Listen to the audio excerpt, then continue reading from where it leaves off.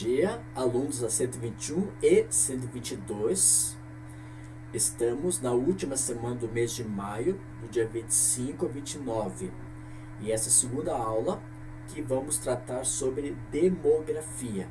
Na última aula nós fizemos alguns exercícios e você tinha 10 exercícios para ser colocados na plataforma do Eclass, no Word que foi enviado, e trabalhamos na aula passada sobre demografia, especificamente do Brasil geral. Hoje vamos continuar também a trabalhar com aquelas questões, só que não é do Brasil geral, são questões que foram cobradas no sul do Brasil: Paraná, Santa Catarina e Rio Grande do Sul.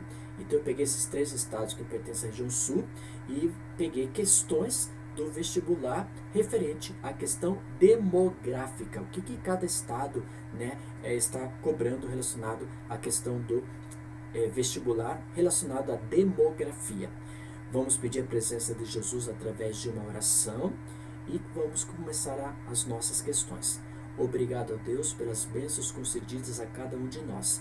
Esteja presente com os alunos da 121 e 122 nessa aula e que possamos recapitular e entender um pouco melhor sobre as questões demográficas da região sul do Brasil. Em teu nome que te pedimos, em Jesus Cristo, nosso Salvador. Amém. Bom, na última aula, conforme eu falei para vocês, nós tiramos questões sobre demografia do Brasil no geral. Na aula de hoje, nós vamos ver questões demográficas relacionadas à nossa região sul. Então vamos à primeira questão. O DESC é uma universidade de Santa Catarina que foi em 2019. E aí analise as proposições sobre os tipos de migrações frequentes no cotidiano da sociedade brasileira. Então ela colocou o seguinte: primeiro, migração pendular é aquela em que o trabalhador muda de cidade dentro de uma região metropolitana, principalmente a cidade principal, para outra próxima. Essa alternativa é o que? Ela é correta? Não, porque a migração pendular é uma migração diária.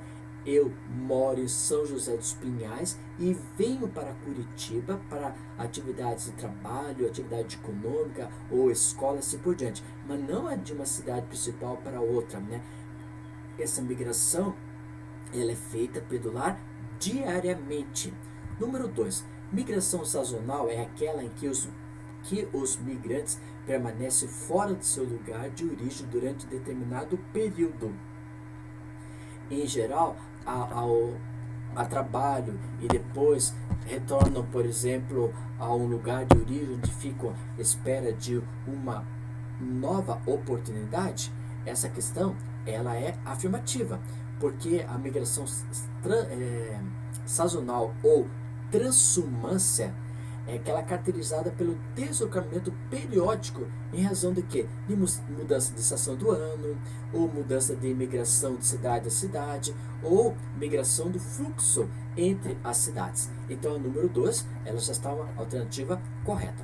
Número 3, na migração intrametropolitana, o trabalhador reside em uma cidade de certa região metropolitana e se desloca diariamente até a cidade principal ou a cidade vizinha para trabalhar ou estudar. Isso nós chamamos o que?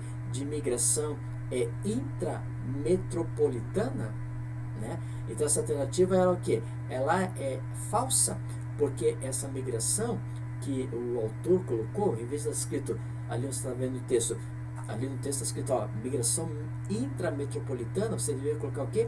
Migração pendular.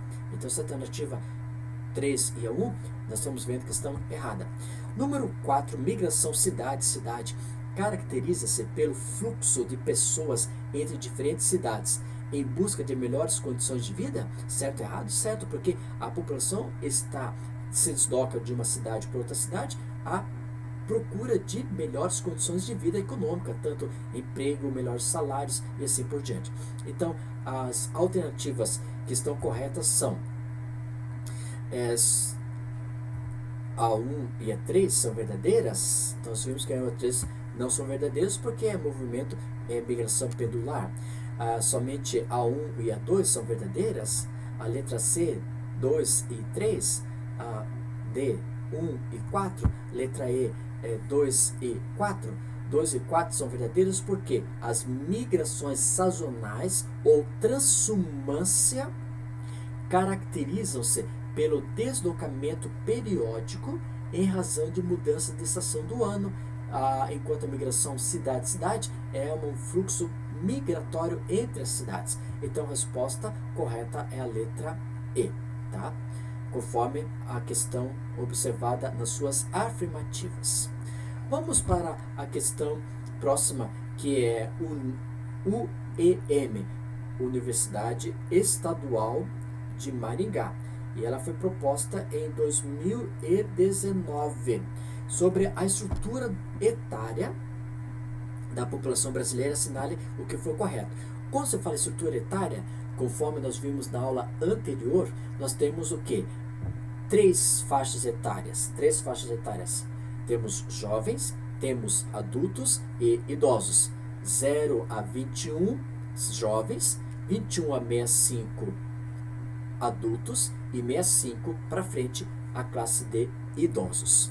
Aí vem o seguinte, vamos ver essas alternativas. A razão de dependência total da população brasileira tem se ampliado? É uma correta. O Brasil atravessa uma fase de bônus ou janela demográfica, ou seja, a população economicamente ativa é maior do que a taxa de dependentes formada por jovens até 15 anos de idade e idosos a partir de 65 anos. Então, essa estrutura, a razão da dependência total da população brasileira tenha se ampliado? Não, não está sendo ampliado nessa questão. No próximo, a queda de natalidade da população brasileira ocorre mais lentamente no meio urbano do que no meio rural? Essa alternativa, a queda de taxa de natalidade, é maior nas áreas urbanas, devido ao melhor acesso a serviços da educação e saúde. Então, essa questão, a queda da taxa de natalidade é maior, né, em áreas urbanas. E aqui está colocando que a queda de natalidade da população brasileira ocorre mais lentamente no meio urbano do que na zona rural. Ela ocorre o que? Maior na zona urbana. 4. A pirâmide etária da população rural brasileira apresenta significativa preponderância de idosos?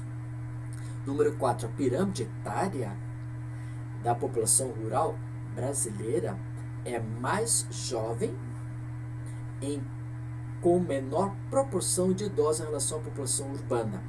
Ou seja, a pirâmide etária da população rural brasileira apresenta significativa predominância de idosos? Não, é a formação de jovens e adultos para mão de obra nas atividades agrícola ou pecuária na zona rural. A pirâmide etária é usualmente utilizada para representar a estrutura demográfica de uma população. Essa é correta porque é o item correto, porque ela vai apresentar a estrutura demográfica como a idade, o sexo e atividades econômicas. E o número 16, a população brasileira apresenta uma tendência ao rejuvenescimento. A população brasileira apresenta tendência de amadurecimento e não rejuvenescimento. Então, a resposta correta dessa alternativa é a resposta número 8, ok? Vamos para o número 3, a Universidade Federal do Rio Grande do Sul, né? E essa universidade, leia o segmento abaixo e vamos ver as alternativas dela. Segundo o IBGE, a partir de 2039, haverá mais idosos que crianças no país. E em 2060, 1 em cada 4 brasileiros terá mais de 65 anos. Essa é uma proposta pelo IBGE, que foi acessado em 5 de setembro de 2018, propondo para 2039 e para 2060. Né? E diz o seguinte: o aumento do percentual de pessoas com mais de 65 anos no total da população brasileira projetada está relacionado ao quê? Qual foi o relacionamento que nós podemos colocar nisso aí? A estagnação das taxas de migrações, né? A estagnação das taxas de migrações, né? Nós não temos, a região sul brasileira, ela tem um espaço voltado exclusivamente para a população do local, né? Esse crescimento gerado. Letra B, o aumento da mortalidade infantil, né? Letra C, o aumento das taxas de fecundidade, a diminuição da expectativa de vida ao nascer. E letra A, a diminuição de natalidade. Então, por exemplo, se, segundo o IBGE, a partir de 2039 haverá mais idosos e em 2060 cada 4 brasileiros tem mais de 65 anos de idade, ou seja, é o controle do planejamento familiar, que é a letra. Qual a resposta? A letra E, a diminuição de natalidade. Então, as regiões do sul do Brasil, sudeste do Brasil, têm esse planejamento familiar constante. E isso vai proporcionar a 2039 e 2060 a diminuição da natalidade através do planejamento familiar. Então, a resposta é a letra E. Número 4, vamos observar esse infográfico e essa universidade de UEL, que é a Universidade Estadual de Londrina. E vamos ver o que ele vai mostrar nesse infográfico. Aqui nos diz o seguinte: hoje no Brasil, a cada 100 pessoas, o acesso ao tratamento do esgoto é distribuído da seguinte maneira. Olha só. Então aqui você pode observar a população de 100 pessoas. Agora, 45% coletado e tratado. Esse rede de esgoto que nós podemos observar. Rede de esgoto questões que são produzidas através de residências, através de indústrias e através de comércio que são enviados para ser o tratamento da própria água. O próximo, 12% solução individual, fossa séptica, no próprio local. 16% coletado e não tratado. E 27% não coletado e não tratado. Ou seja, de 100 pessoas que nós temos no espaço brasileiro, que foi observado isso, Secretaria Nacional de Saneamento Ambiental em 2017, através da Agência Nacional de Águas, da ANA, pôde observar que desses 100 pessoas, 45% é coletado e tratado. E aí nós podemos observar a cada região. Então você vê lá a região, 15,8 milhões, 65% com atendimento adequado. E 8,6 milhões, 35% com atendimento precário ou sem atendimento. E você pode observar cada região que nós temos, né? Eu focalizei aqui a região sul, que é onde é a proposta da nossa questão. Com base nos dados infográfico e o conhecimento sobre o local, com base nos dados do infográfico que vimos, no conhecimento sobre as desigualdades regionais, você viu lá no infográfico anterior, cada região, sul, nordeste, norte, temos o que? Essa desigualdade regional e a deficiência de infraestrutura urbana, água tratada, rede de esgoto, coleta de lixo, assinale a alternativa correta que nós podemos colocar sobre as mesmas. As regiões sul e nordeste possuem uma cobertura de esgotamento coletado e tratado que atinge 87% das pessoas, demonstrando a redução das desigualdades interregional de infraestrutura urbana. Essa alternativa está correta? Não. Por que não está correta? Porque 72% possui a cobertura de esgoto e coletado, né? Então, aqui está dizendo que 87%, não, 72% que vai ter essa configuração de rede de esgoto. É uma questão de informação observada no infográfico. Letra B. O esgoto coletado e tratado juntamente com a solução individual nas regiões norte e nordeste demonstra que a existência dos rios tem grande volume de água, serve para diluir o esgoto, diminuir o impacto dos canais nos rios urbanos e na saúde da população. O que nós podemos observar nessa questão? Letra B. Porque a região norte representa 33% e o nordeste 48% do esgoto coletado e tratado de solução individual. Isso você pode observar no infográfico. A modernização do território nacional e o padrão de desenvolvimento econômico concentrador contribui para a baixíssima remoção de carga orgânica advinda do tratamento de esgoto doméstico e assim por diante. Essa alternativa ela é correta porque é correta? Não, porque o atendimento adequado no sudeste e centro-oeste corresponde respectivamente 59% a 63%. Você pode observar que essas porcentagens que está citando em cada questão, aqui 87, 63, 52 ou 33, 48, você deve observar no infográfico que foi mostrado anteriormente. Letra D, o panorama geral da coleta do tratamento de esgoto é 57%, porque 57% da população é atendida pela coleta e tratamento de esgoto. Né? Como você pode observar ali, ó, urbano, esgoto, ao céu aberto, despejado dos córregos dos rios. Né?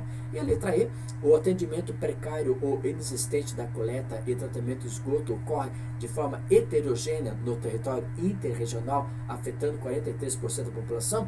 Essa alternativa está correta, porque o atendimento é precário e de forma heterogênea. Então é precário em praticamente quase todas as nossas regiões brasileiras. Então essa alternativa correta é a letra E.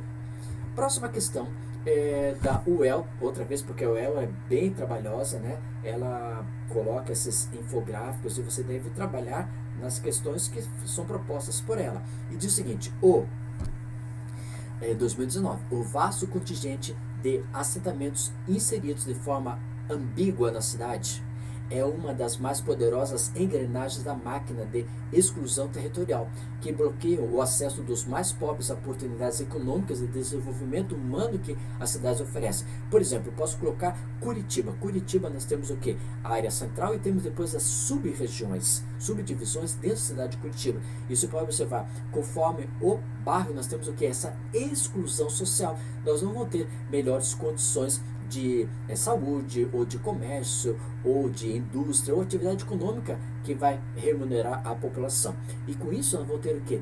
Essa exclusão territorial muito bem vista em áreas de zonas ricas dentro da cidade de Curitiba, como a Ecoville, e, por exemplo, cidades mais bairros mais pobres em Curitiba, como o bairro Novo A, B, C, por exemplo. Então eu tenho em Curitiba essa exclusão territorial e vai ter o que? Oportunidades de melhores empregos para a questão de zona rica. Aí nos diz o seguinte: com base no texto e nos conhecimentos sobre a urbanização, considere as afirmativas a seguir. O processo de urbanização do Brasil inicia-se a partir da criação das regiões metropolitanas em 1950, tendo em vista que as cidades passaram pela dinâmica da conurbação. Ela está correta? Ela é incorreta, né? O processo de urbanização no Brasil inicia-se a partir da criação de regiões metropolitanas. Nós vamos ter isso aqui muito mais para frente no processo do Brasil. O princípio, em 1980 praticamente, não em 50. O princípio fundador do Estatuto da Cidade é o cumprimento das funções sociais da cidade e da propriedade urbana, e visa criar mecanismos destinados à urbanização e à produção de habitação de interesse social para permitir a inclusão urbana da população que se encontra à margem do mercado legal de terras. Então, a número 2, ela é correta, porque a estrutura fundiária concentrada invalida o acesso de terras, sobrecarregando as cidades com parcela da população que, em razão do poder consumidor, fica segregada nas cidades. Então, o Estatuto da Cidade é um instrumento que busca reduzir ou eliminar essas distorções que ocorrem. Número 3, nós podemos observar as condições de habilidade das ocupações irregulares a que parte da população brasileira se submete para sobreviver refletem a segregação urbana que se constitui na manifestação de desigualdade socioeconômica e espacial que impera na sociedade brasileira. Essa alternativa, ela também é correta, conforme o texto que você viu e leu e acompanhou. A número 4 diz o seguinte: a disparidade socioespacial atravessa a estrutura fundiária urbana brasileira que se sedimenta com a força exercida pela propriedade privada da terra, o que restringe o acesso à terra urbanizada. Essa alternativa também ela está correta. Então, qual a resposta que nós podemos colocar? A 1 e a 2? A 1 e a 4? A 3 e a 4? A 1, 2 e 3? Ou 2, 3 e 4? Então, conforme nós vimos naquele contexto, vimos que a número 2, a número 3 e 4 são alternativas corretas. Então, a resposta é a letra E. Bom, eu também coloquei para vocês na plataforma do Eclesiastes um arquivo do Word que é só relacionado à questão demográfica da região sul do Brasil, focalizando a região sul do Brasil. Só que ele é infográfico que foi abrangeu o Brasil todo, mas foi uma proposta da UEM, quer dizer, que é a proposta da questão da região sul. Então, eu gostaria que você tirasse foto e mandasse para a plataforma do Eclesiastes essa atividade de 10 questões. Algumas já foram feitas. E vou ver você na plataforma do Eclesiastes listando essas atividades para o segundo bimestre. Que Deus possa abençoar. Vamos terminar essa aula com uma oração. Obrigado a Deus pelas atividades que nós temos. Muito obrigado pela sua proteção, pelo seu carinho. Obrigado porque o Senhor está protegendo cada aluno de 121 e 122. E estenda essas bênçãos aos seus queridos familiares. Dá-nos a tua paz, o teu amor e muito obrigado pelo mês de maio que o Senhor nos concedeu. Em teu nome te pedimos e agradecemos em Jesus Cristo, nosso Salvador. Amém. Turma, essa foi a última aula do mês de maio e na próxima semana vamos entrar no mês de junho e vamos entrar com o módulo número 2, falando sobre a economia mundial da apostila número 2. Então, na aula que vem do mês de junho, nós vamos trabalhar com a apostila número 2, com o módulo 2 sobre economia. Muito obrigado pela sua atenção, que Deus possa proteger você. Até a próxima.